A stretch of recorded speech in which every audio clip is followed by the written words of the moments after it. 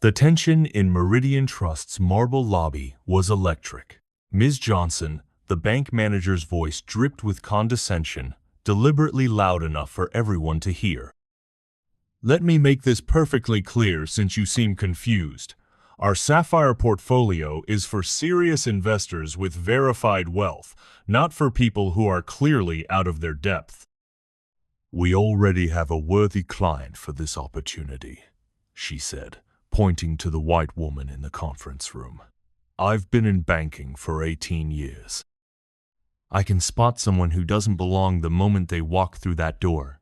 Now pick that up and get out of my bank before I have security escort you out. Alexandria Johnson, the black CEO, stood tall despite the humiliation, unflinching as she slowly reached into her designer briefcase. This $75 million was going to be yours today. Alexandria's voice carried through the hushed lobby, calm yet commanding. Not anymore. The bank employees watched in stunned silence, their faces draining of color as she pulled out the check. They had just made the greatest mistake of their lives by underestimating the very one who could transform their institution's future. If you believe no one should be judged by their appearance, hit subscribe now, type respect in the comments, and tell us what country you're watching from. Earlier that morning, sunrise broke over the Seattle skyline, illuminating the ultra-modern glass and cedar mansion overlooking Lake Washington. This wasn't just any luxury home.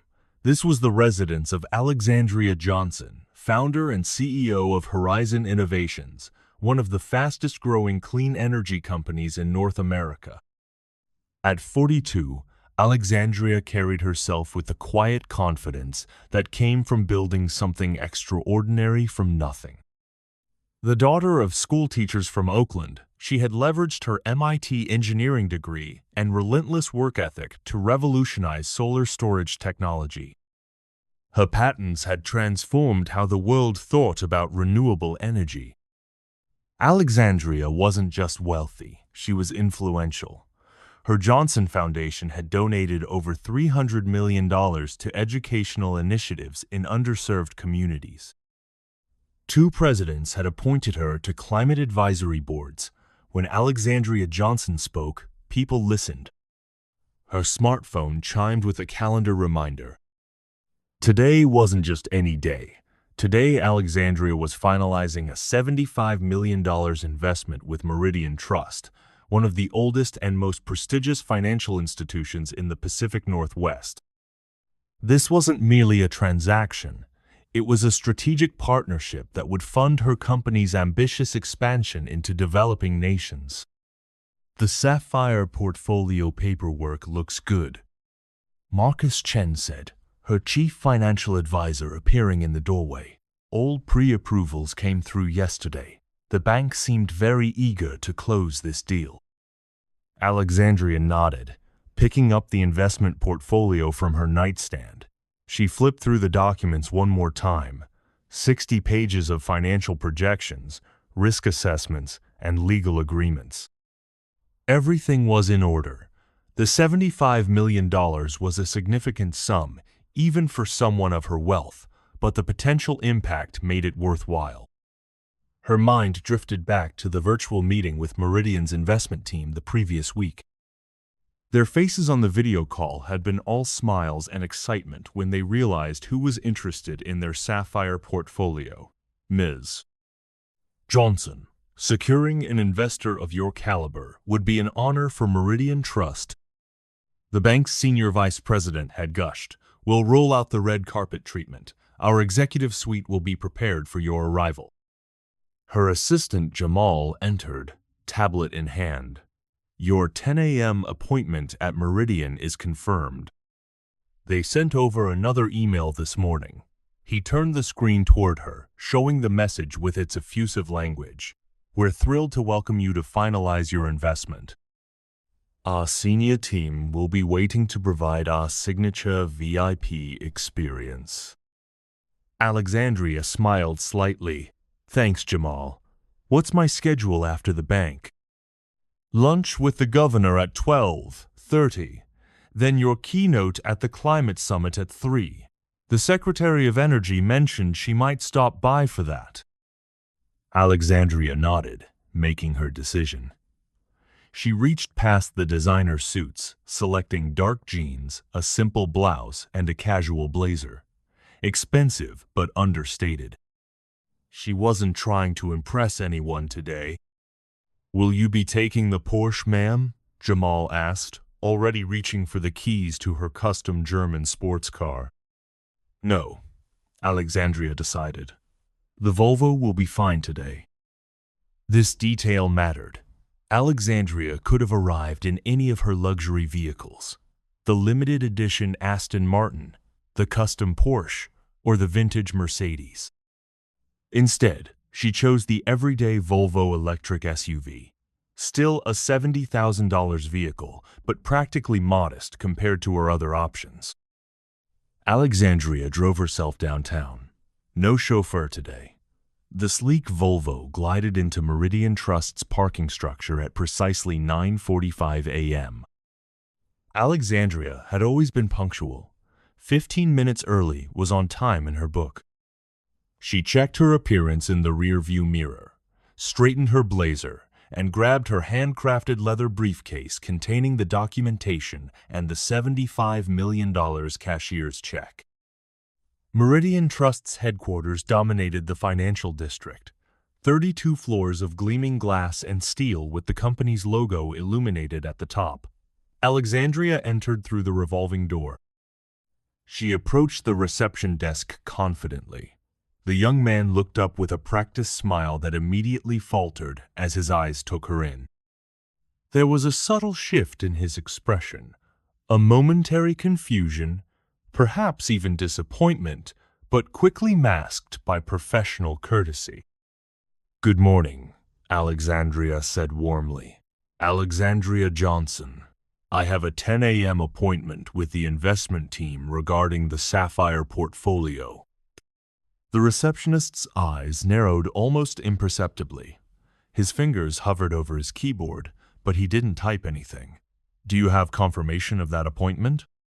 he asked, his tone suggesting skepticism. Alexandria maintained her pleasant expression, even though she noted he hadn't asked that of the 2 white clients who checked in before her. She pulled out her phone, showing him the email confirmation from the bank's senior vice president. "I see," he said, his tone shifting to one reserved for someone who might be lost or confused. "Well, Miss Johnson, all of our investment advisors are currently with clients. Please have a seat in the waiting area. Someone will be with you when they become available." No offer of coffee, no call to alert the investment team of her arrival, no acknowledgement of the significance of her appointment. Alexandria took a seat in the waiting area, her face revealing nothing of her thoughts. But she observed everything, the subtle shift in atmosphere that her presence had created. A security guard casually repositioned himself closer to where Alexandria sat. 2 bank employees behind their desks whispered to each other, glancing in her direction when they thought she wasn't looking. She'd seen this before, too many times to count. The minutes ticked by. 10 minutes, 20 minutes. Alexandria watched as other clients who arrived after her were promptly greeted and escorted to meeting rooms. She noticed their handshakes seemed warmer, their welcomes more genuine. 9:45 became 10. Her appointment time arrived and passed. 10:15. Still waiting. 10:30. Not even an update from the receptionist. Have you ever been made to feel like you don't belong somewhere despite having every right to be there? Share your experience in the comments below and hit the subscribe button for more stories like this. The bank's atmosphere was busy but controlled. Employees moved with practiced efficiency. Clients came and went, and still Alexandria waited. The $75 million cashier's check sitting quietly in her briefcase. At 10:35, Alexandria approached the desk again. Her demeanor remained professional, but there was a firmness to her voice now. "Excuse me," she said. My appointment was scheduled for 10. It's now 10:35. Is there a problem I should be aware of? The receptionist barely looked up from his computer screen. Our investment advisors are unexpectedly tied up this morning with priority clients, he said. The emphasis on priority was slight, but unmistakable. If you'd like to reschedule for another day. From the corner of her eye, Alexandria noticed a young Asian woman at a nearby desk watching the interaction with visible discomfort. Their eyes met briefly, the younger woman's gaze communicating an unspoken apology before she quickly looked away, clearly troubled by what she was witnessing but unsure how to intervene. Alexandria was considering her response when the bank's glass doors swung open dramatically. A white woman in her 50s strode in, wearing a flashy designer suit that somehow managed to look both expensive and tacky. Her diamond jewelry glinted ostentatiously in the lobby lights. Her shoes gleamed with fresh polish, and her blonde hair was styled in a way that screamed, "Look at me." Everything about her demanded attention and got it. The transformation in the receptionist was immediate and dramatic. He stood up, his face brightening with a genuine smile. "Ms. Whitfield, how wonderful to see you today," he exclaimed with enthusiasm. She didn't even pause at the reception desk. She simply waved her hand dismissively as she walked past. "Jason, darling," she called back, "tell Patricia I'm here about that investment opportunity. We discussed the Sapphire one." Without an appointment, without verification, without waiting within 30 seconds, Alexandria timed it on her watch. The bank manager emerged from a hallway. Patricia Blackwell, according to the nameplate on her lapel, was a middle-aged white woman with the confident stride of someone used to authority. Her hand was already extended enthusiastically toward Elizabeth before she was even halfway across the lobby. "Elizabeth, always a pleasure," Patricia exclaimed loudly enough for the entire lobby to hear. "We've been expecting you. Let's get you set up in our executive conference room right away." As Patricia led Elizabeth away, neither woman acknowledged Alexandria's presence. The receptionist was already preparing a tray with coffee and pastries to bring to the conference room. A door opened to a part of the bank Alexandria hadn't been allowed to see, revealing plush furnishings and artwork in what was clearly the VIP area. The contrast couldn't have been more stark. Alexandria, with her confirmed appointment and $75 million investment, had been waiting for nearly an hour. Elizabeth Whitfield walked in without an appointment and was immediately escorted to the executive suite. The young Asian banker rose from her desk, approaching the reception desk. She spoke quietly to the receptionist, while glancing in Alexandria's direction. Though Alexandria couldn't hear the conversation, the body language told the story, the young woman suggesting something, the receptionist firmly shaking his head. Alexandria sat back down, pulling out her phone. She reviewed the email chain that had led to this appointment, dozens of messages over the past month.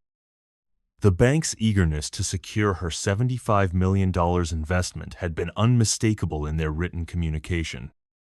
"We would be honored to handle your investment," the senior VP had written. "You'll receive our VIP treatment every step of the way. Your business means everything to us."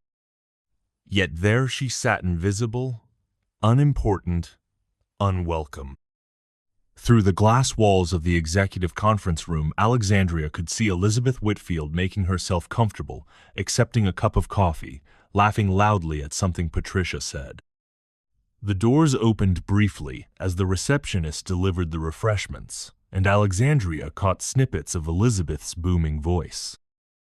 "Of course, I can match their investment level. Whatever that other person was offering, I can do better. Let's talk numbers." The doors closed again, but the message was clear. Elizabeth Whitfield was being treated as the VIP that Alexandria was promised she would be. After another 10 minutes, Patricia emerged from the conference room and finally approached Alexandria, a folder in hand. Her expression was one of polite dismissal. "Ms. Johnson, is it?"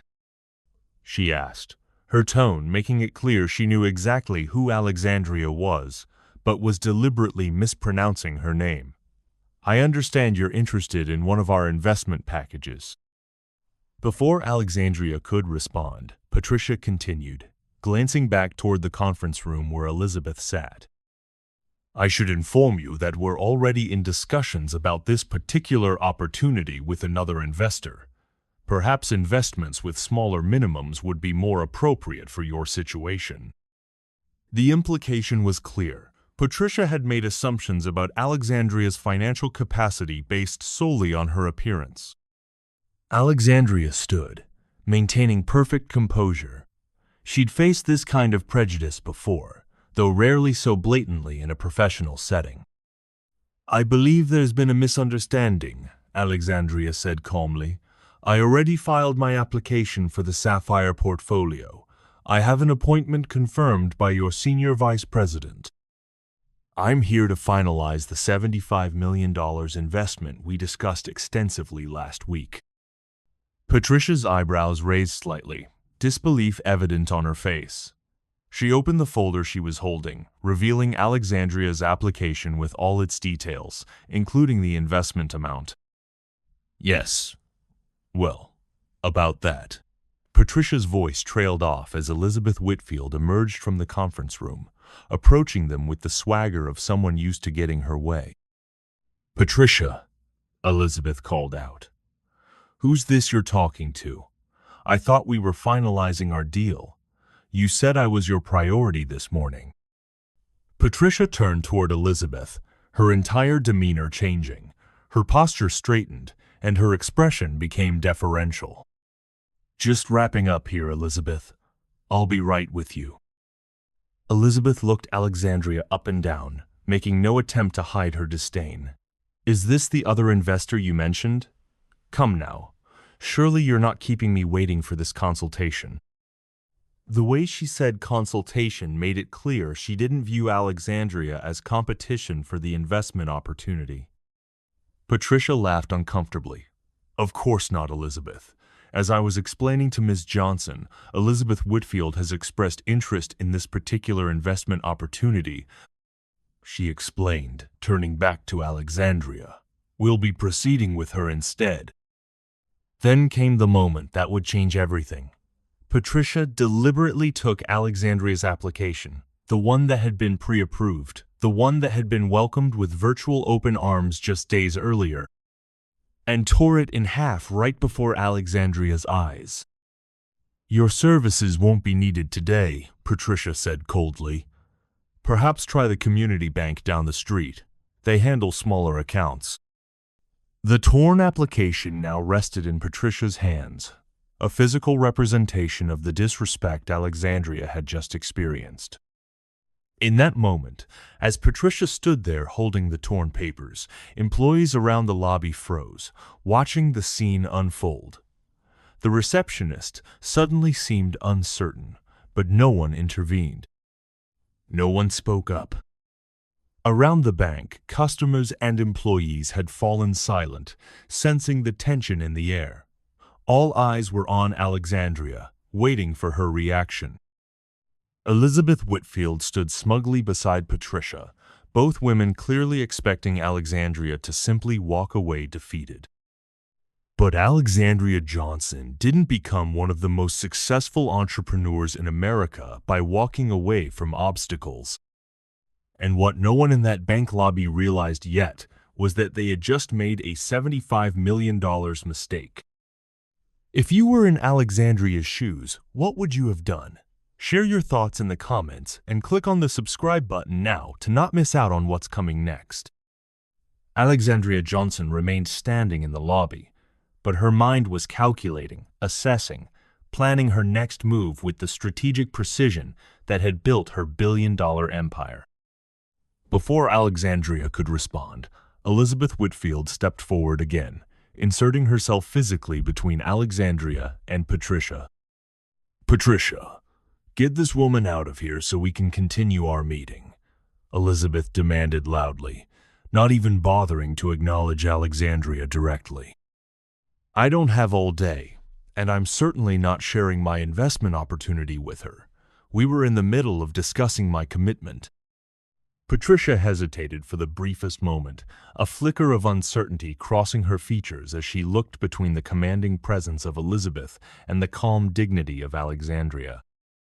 But her decision had already been made. With a short nod to a security guard who had been hovering nearby throughout the interaction, she made her choice clear. "Please escort Miss Johnson from the premises," Patricia instructed the guard. "She is no longer welcome here today." The security guard, a middle-aged man named David according to his nameplate, approached with visible reluctance.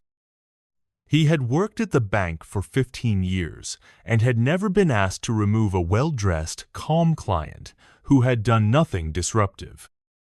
"Ma'am, I'm going to have to ask you to leave the building," David said, his discomfort evident in his voice and posture. At Patricia's signal, a second security guard joined the first. Both men looked increasingly uncomfortable but determined to do their jobs.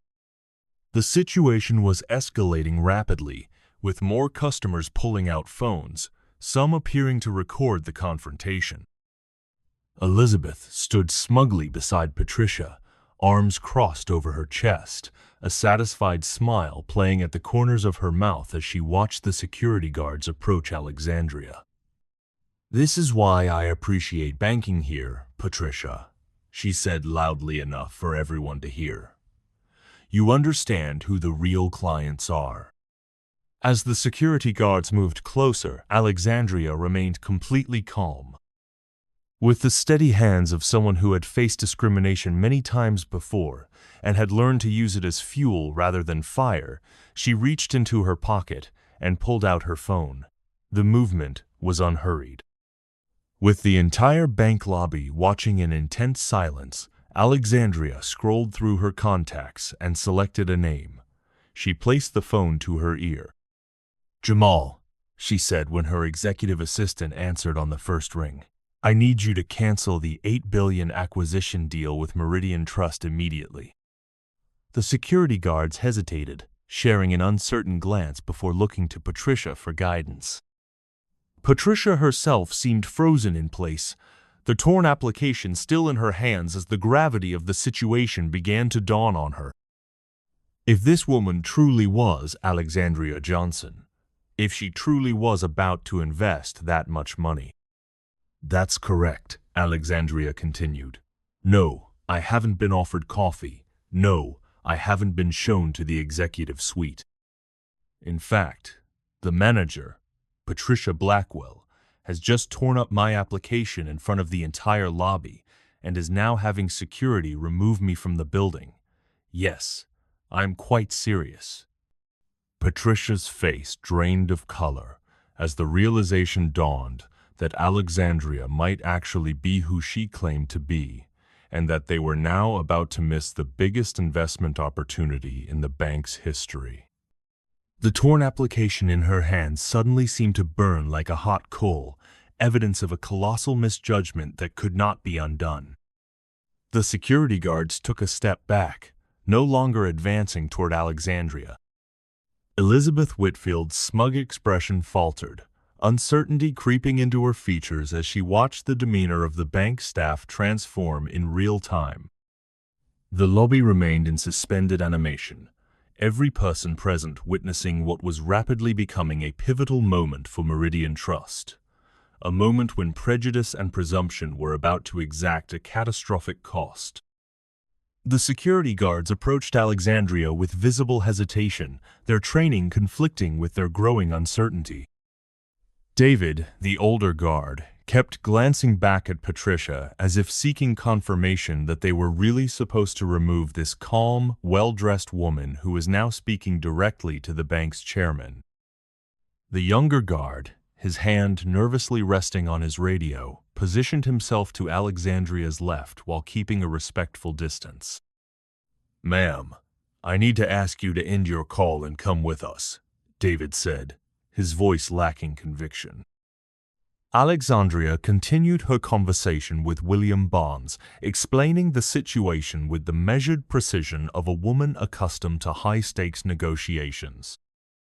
Patricia Blackwell, watching this unfold and realizing the potential catastrophe looming before her, strode forward with newfound urgency. Her earlier smug confidence had evaporated, replaced by a desperate need to regain control of the situation. In a move that would later be described in multiple employee testimonials to the bank's ethics committee, Patricia reached out and attempted to physically take the phone from Alexandria's hand. "Ma'am, I must insist. No phone calls are allowed in the banking area," Patricia declared loudly, her fingers actually making contact with Alexandria's phone. "It's a security policy." This was, of course, completely false. Throughout the bank, other customers were freely using their phones for various purposes. The fabricated policy was a transparent attempt to cut off Alexandria's communication with the bank chairman. Alexandria smoothly pivoted away from Patricia's grasp, maintaining her calm demeanor even as the bank manager invaded her personal space. "William, it appears Ms. Blackwell is now attempting to physically take my phone." "Yes, I believe that's her." From the private conference room, Elizabeth Whitfield watched the confrontation through the glass walls, a satisfied smile playing across her features. With theatrical flourish, she raised her china coffee cup in a mock toast toward Alexandria, taking a slow sip while maintaining eye contact. It was the gesture of a woman who believed she had won, who saw herself as untouchable.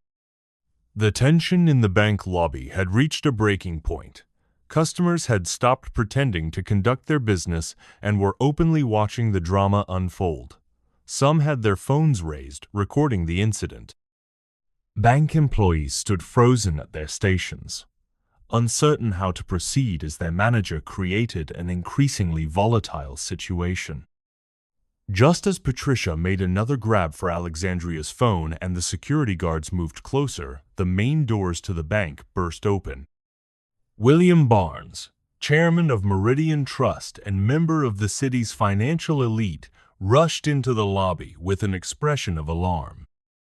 He was still wearing his overcoat, clearly having left another meeting in haste to address the situation personally.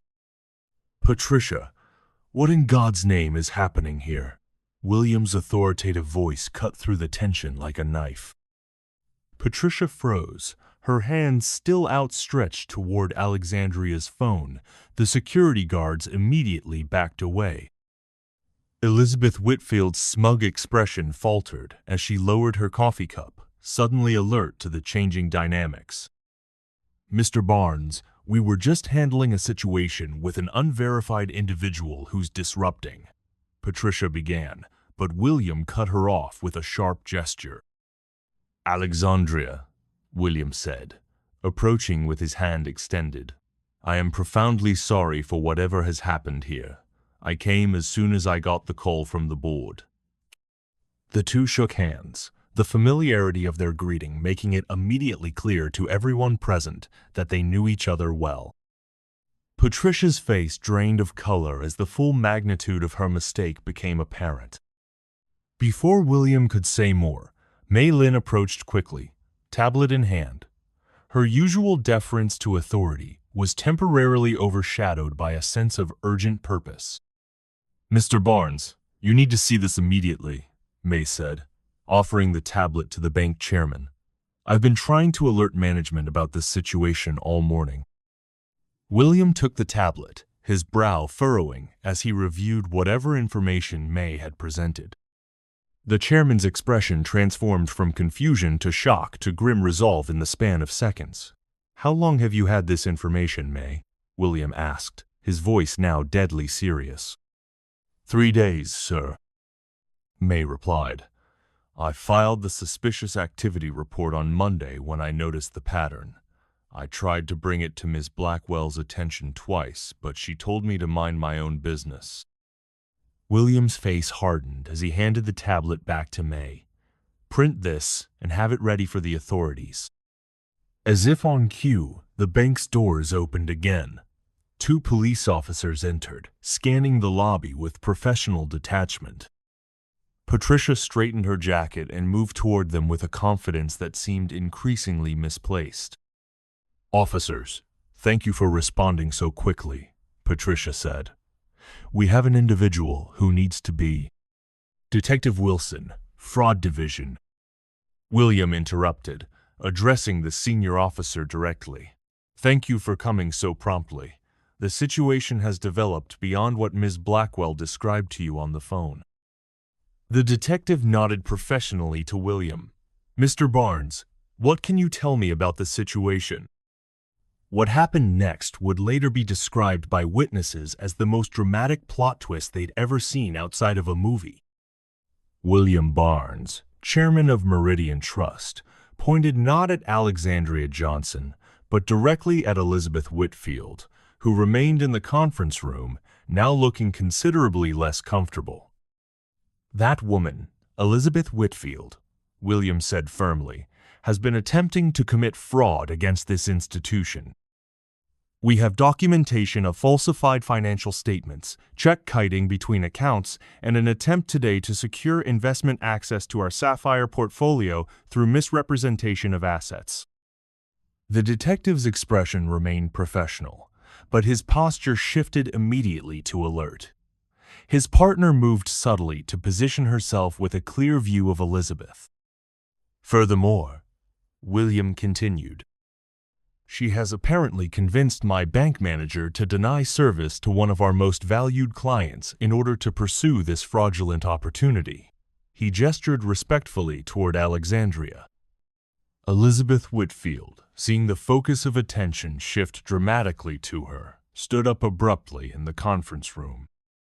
Her previously confident demeanor had vanished entirely, replaced by the nervous energy of someone calculating escape routes. As the officers moved toward the conference room, Elizabeth pushed past a startled bank employee and made for a side exit. Her escape attempt was short-lived. The second officer had anticipated this move and intercepted her before she reached the door. "Ma'am, please remain where you are," she said firmly, her hand moving to rest on her equipment belt. "We need to ask you some questions about your banking activities." Elizabeth's desperate attempt to flee had only confirmed suspicions. As the officers escorted her back to the main lobby, her bluster collapsed entirely. "This is all a misunderstanding," Elizabeth began to protest, her voice having lost its earlier commanding tone. "I'm a respected businesswoman in this community." Detective Wilson remained unmoved. "Ma'am, attempting to flee when officers approach generally doesn't support claims of innocence. We're going to need you to come with us to answer some questions about these financial discrepancies." As Elizabeth was escorted toward the main doors, now flanked by both officers, William Barnes turned to Alexandria. The bank chairman's expression carried genuine remorse as he extended his hand. "Again, Alexandria, I cannot begin to apologize enough for what's happened here today. This is not how Meridian Trust treats its valued clients, or any clients for that matter. I would like to personally oversee the completion of your investment in the Sapphire portfolio immediately." Patricia Blackwell stood nearby, her face ashen as she watched her career imploding in real time. The torn application was still clutched in her hand, damning evidence of her catastrophic judgment. The lobby had gone completely silent, every eye focused on Alexandria Johnson. After experiencing public humiliation and discrimination, how would this powerful woman respond to the bank chairman's plea? Alexandria reached into her briefcase and removed a document that made several bank employees gasp audibly. It was a cashier's check made out to Meridian Trust for exactly $75 million. The check that was supposed to have been handed over in the executive suite an hour earlier, accompanied by champagne and congratulations. "William," Alexandria said calmly, "I came here today prepared to invest $75 million with your institution." Relief washed over William's face, but it was premature. With deliberate slowness that echoed Patricia's earlier action, Alexandria Johnson tore the cashier's check for $75 million in half. The sound seemed to echo through the silent lobby, a physical manifestation of consequences. "You've shown me exactly what kind of institution this is," Alexandria said, her voice carrying clearly to every corner of the bank. "My money will go elsewhere." The torn check, representing $75 million that would never flow into Meridian Trust's accounts, drifted from Alexandria's fingers to the marble floor. No one moved to pick up the pieces. Jamal, who had also arrived and had been documenting the entire incident on his phone, stepped forward to join his boss. Together, they walked toward the exit, their dignity intact despite the morning's events. "Alexandria, please," William called after her, desperation evident in his voice. "We can make this right. Patricia's actions don't represent our values." Alexandria paused at the door, turning back to address not just William but everyone in the bank. "Values aren't what you put in your mission statement, William. They're what you demonstrate when you think no one important is watching." With that, Alexandria Johnson and Jamal exited Meridian Trust, leaving behind the money and a powerful lesson about judgment and prejudice. 1 month after the incident that would come to be known in financial circles simply as the Johnson rejection, the fallout continued to reverberate through the banking industry. The morning financial shows displayed the stark reality in red digits across their tickers. Meridian Trust stock had plummeted a staggering 42% since the video went viral, erasing over $3 billion in market value in just 4 weeks. Financial analysts attribute the unprecedented decline to both the massive withdrawal of funds following the incident and the reputational damage inflicted by what many are calling the most expensive act of discrimination in banking. History, declared the somber-voiced anchor on the Financial Morning Report. The screen behind her showed the unmistakable downward trajectory of Meridian's stock price, a near vertical drop with no signs of recovery. What Patricia Blackwell couldn't have known that fateful morning was that Jamal, Alexandria's executive assistant, had been recording the entire confrontation from the moment he entered the bank.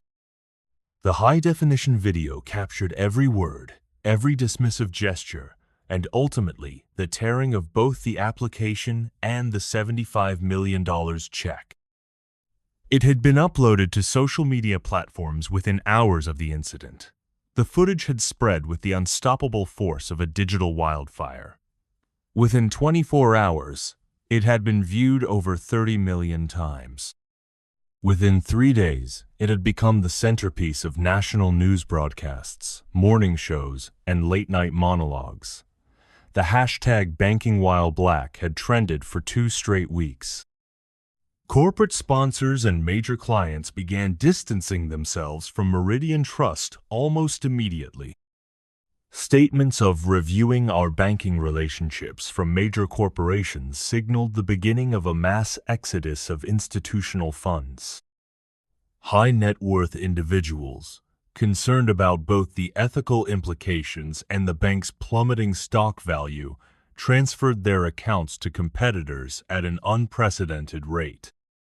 Meanwhile, across town, Pacific Northwest Financial was experiencing the opposite trajectory.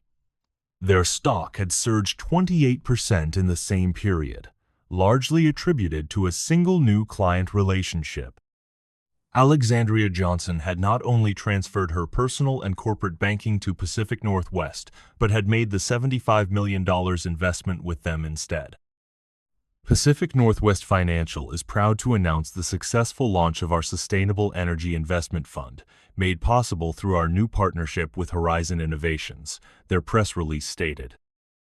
The investment had already yielded early returns that exceeded projections, creating a virtuous cycle of positive press for both the bank and Alexandria's company. In a gleaming office tower downtown, the newest employee of Horizon Innovations was settling into her role. Mei Lin, whose courage in showing William Barnes the evidence of Elizabeth Whitfield's fraudulent activities had helped resolve the situation, had resigned from Meridian Trust the very same day as the incident. "I couldn't continue working for an institution that would treat someone with such disrespect based solely on appearance," May had explained in her resignation letter, which had also found its way online. Alexandria, recognizing the ethical backbone that had driven May's actions, had offered her a position leading Horizon's new financial partnerships division. The role came with a salary that tripled her bank compensation and equity options that could potentially make her a millionaire within 5 years. "Integrity isn't something you can teach," Alexandria had told the business press when asked about the unusual hiring.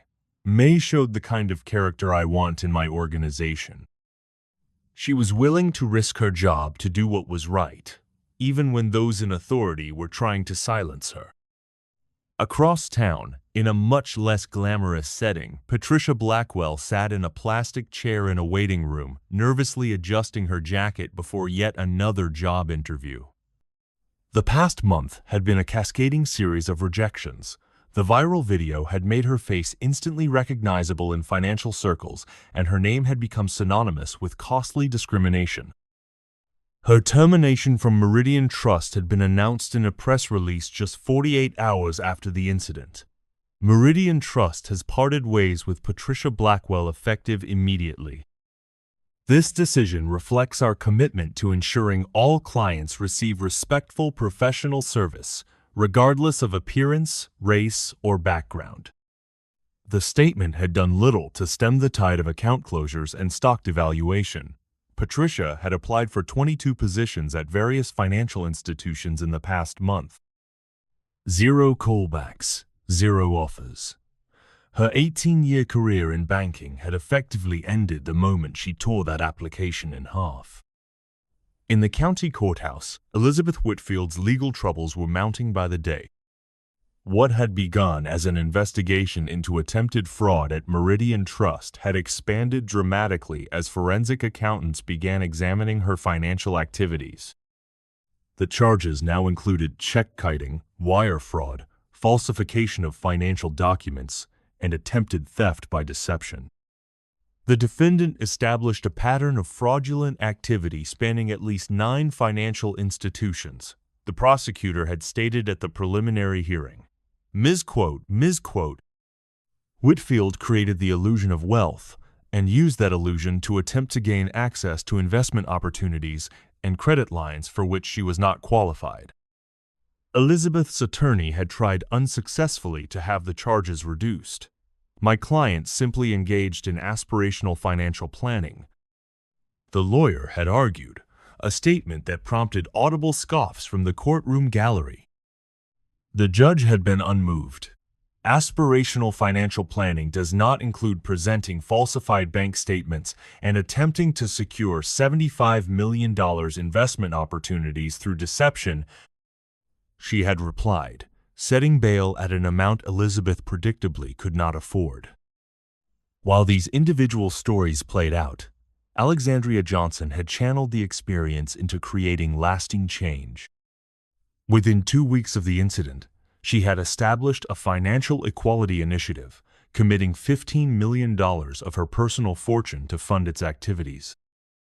Discrimination in financial services isn't just morally wrong, it's economically destructive, Alexandria had explained at the launch event. "Our initiative will conduct mystery shopper audits of banks, investment firms, and lending institutions to document and address disparities in treatment based on race, gender, age, or appearance." The initiative had already published its first report, revealing troubling patterns of differential treatment across multiple institutions.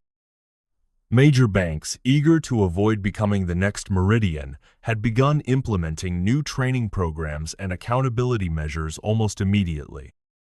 3 industry leaders had approached the Financial Equality Initiative about conducting voluntary audits of their practices, a development that financial analysts noted would have been unthinkable before the viral incident.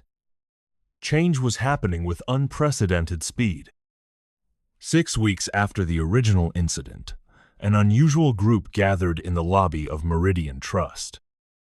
Alexandria Johnson stood at the center of a diverse collection of young entrepreneurs, recent graduates of her foundation's Business Incubator program. The 8 aspiring business owners represented the full spectrum of racial, ethnic, and gender diversity, each clutching business plans and financial projections. William Barnes, still bank chairman despite calls for his resignation, personally greeted the group in the lobby. His face showed the strain of the past 6 weeks, the stock collapse, the congressional inquiry, the mass exodus of clients. But there was also determination in his expression, the look of someone committed to fundamental change. "Ms. Johnson, thank you for giving us this opportunity," William said, extending his hand. "We're honored to host your entrepreneur mentorship group today." The bank looked noticeably different from Alexandria's previous visit. The staff was more diverse. New signage emphasized the bank's commitment to equal service, prominently displayed throughout the space. Even the security protocols had been visibly adjusted, with clear guidelines about when guards could and could not approach clients. William led the group on a tour of the bank's operations, explaining the changes implemented since the incident. "We've completely overhauled our client verification procedures," he explained. "Every customer receives the same verification process regardless of appearance. No exceptions, no shortcuts." They passed through the same area where Alexandria had waited that fateful day. Now, a digital queue system displayed waiting times transparently on monitors throughout the lobby. No more subjective decisions about who got seen first. "Our staff has undergone comprehensive bias training," William continued. "But more importantly, we've implemented measurable accountability metrics. If disparities in service appear in our data, it affects everything from performance reviews to bonus structures." As they reached the executive conference room, the same one where Elizabeth Whitfield had raised her mocking toast, William turned to Alexandria with genuine emotion in his voice. "What happened to you in this bank was inexcusable," he said. "The changes we've made can't undo that harm. But I want you to know that your response creating the Financial Equality Initiative, rather than simply sending us into oblivion, has forced this institution to become better than it was. You could have destroyed us completely, and no one would have blamed you." Alexandria considered this for a moment before responding. "Destruction is easy. Transformation is harder, but ultimately more valuable. What matters isn't that I was disrespected. What matters is ensuring it doesn't happen to the next person who walks through those doors looking like me or like any of these young entrepreneurs." The group concluded their tour in the bank's community room, where loan officers would spend the afternoon reviewing the business plans of Alexandria's mentees, young entrepreneurs who might never have gained such access without her influence opening doors. As they prepared for these meetings, Alexandria shared a final thought with the group, unaware that her words would later be engraved on a plaque in that very room. "Money talks, but character speaks volumes. True wealth isn't measured by what's in your account, but by who you're willing to value." In business, as in life, how you treat people when you think no one important is watching reveals everything about who you truly are. The young entrepreneurs nodded, absorbing the lesson that had cost Meridian Trust $75 million and counting to learn. The banking industry would never be quite the same, and neither would any of the lives touched by the ripples of that single moment of discrimination and its profound consequences. If you believe in treating everyone with dignity, regardless of appearance, hit the subscribe button now, share this video, and let us know in the comments. What's one time you were judged unfairly before someone got to know your true worth?